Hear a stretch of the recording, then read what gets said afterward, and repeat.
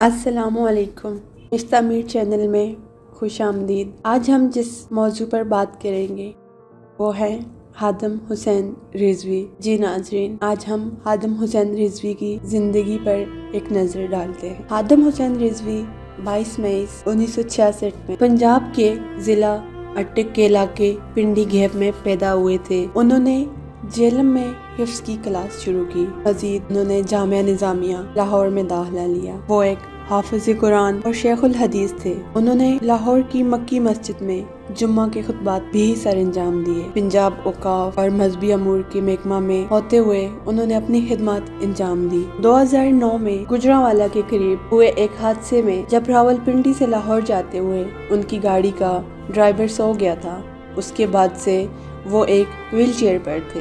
اردو، پنجابی، عربی، فارسی اور دیگر زبانوں میں روانی رکھتے تھے۔ وہ نبی محمد صلی اللہ علیہ وآلہ وسلم کے دفاع میں تقریر کرنے کے لیے اور قرآن و حدیث کے علاوہ امام احمد رضا خان بریلوی، علامہ محمد کی شاعری کے حوالے سے بھی مشہور تھے۔ اقبال، جن کو وہ اپنا اصل اثاثہ سمجھتے تھے۔ 2015 میں انہوں نے تحریک لبیک یا رسول اللہ کے لیے ایک سیاسی محاذ تحریک لبیک پاکستان کے نام سے ایک سیاسی جماعت کی بنیاد رکھی۔ ممتاز قادری کی پھانسی کے بعد PLP معرض وجود میں آئی، جس نے پنجاب کے گورنر سلمان تاثیر کو توہین رسالت کے قوانین کی مخالفت کرنے پر قتل کیا اور اس کے بعد شہرت پائی۔ گورنر کے قتل کے دوران رضوی پنجاب حکومت میں اوقاف کے عہدیدار تھے۔ توہین مذہب کے قوانین کے حق میں اپنے خیالات کو پھیلانے اور باز رکھنے سے روکنے کے لیے انہیں انتباہی نوٹسز دیے گئے تھے، لیکن ان کے انکار سے عوامی خدمت سے انہیں ہٹا دیا گیا تھا۔ ان کی برطرفی کے بعد رضوی کو اپنے خیالات کا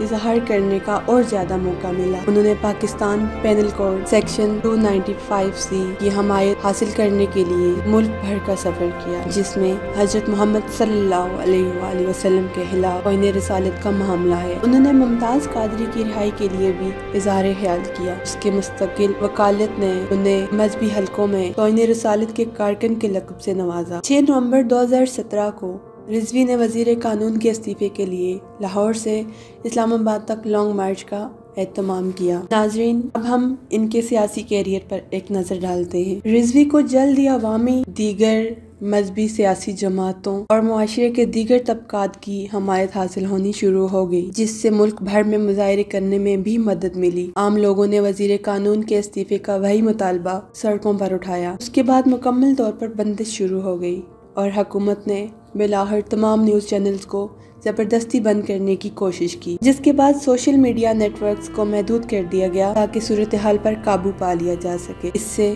کراچی، راولپنڈی، اسلام آباد، لاہور اور پنجاب کے کچھ دیگر شہروں میں کھلبلی اور انتشار پیدا ہوا۔ آخر شام دیر تک آرمی چیف نے مداخلت کی اور دونوں طرف سے تحمل کا مظاہرہ کرنے کو کہا گیا۔ 2018 میں آسیہ بی بی کے خلاف انہوں نے اپنا احتجاج ریکارڈ کروایا۔ 31 اکتوبر 2018 کو تمام نچلی عدالتوں کے ذریعے 8 سال کی نظر بندی اور سزا سنانے کے بعد ایک پاکستانی عیسائی خاتون آسیہ بی بی، جس پر توہین رسالت کا الزام لگایا گیا تھا، وہ سپریم کورٹ کے ایک تاریخی فیصلے میں بے قصور پایا گیا تھا۔ جب یہ بات منظر عام پر آئی تو رضوی کی سربراہی میں TLP نے کراچی، لاہور، پشاور اور ملتان میں مظاہرے کرنے شروع کر دیے۔ پولیس کے ساتھ جھڑپیں شروع ہو گئیں۔ TLP کے ایک رہنما محمد افضل قادری نے کہا کہ سپریم کورٹ کے تینوں جج مارے جانے کے مستحق ہیں۔